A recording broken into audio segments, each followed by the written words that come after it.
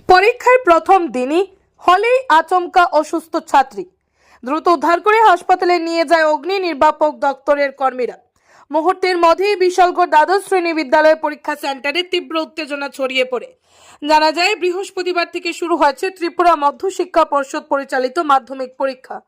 মাধ্যমিক পরীক্ষার প্রথম দিনে বিশালগড় নারী মঙ্গল হাই স্কুলের ছাত্রী অনন্যা দেবনাথ মাধ্যমিক পরীক্ষা দিতে যায় বিশালগড় দ্বাদশ শ্রেণী বিদ্যালয়ে। আচমকাই পরীক্ষার হলে অসুস্থ হয়ে পড়ে ছাত্রী। দ্রুত তাকে উদ্ধার করে বিশালগড় মহকুমা হাসপাতালে নিয়ে যাওয়া হয়। মুহূর্তের মধ্যে তীব্র উত্তেজনা ছড়িয়ে পড়ে। ব্যুরো রিপোর্ট আর এই ধর্মনগর। স্টুডেন্টের বিষয় দেখলাম, অ্যাকচুয়ালি মেয়েটা পরীক্ষা দিতে এসছে, আজকে মাধ্যমিক পরীক্ষা। সে নারীমঙ্গল স্কুল থেকে এসেছিল, সে ক্যান্ডিডেট। সে পরীক্ষা দিতে দিতে হঠাৎ করে মূর্ছিত হয়ে গেছে, অর্থাৎ একটু ফিটের মতো হয়ে গেছে। তো আমরা তার অবস্থা বেগতিক দেখে মেডিকেল টিমকে বললাম, মেডিকেল টিম বললো যে না, তাকে হাসপাতাল শিফট করতে হবে। তখন মেডিকেল টিম নিচে নিয়ে এসছে। তারপর ওর মাকে আমরা খবর দিলাম, মা আছে পাশেই বসে। মাকে খবর দেওয়ার পর মা এসছে।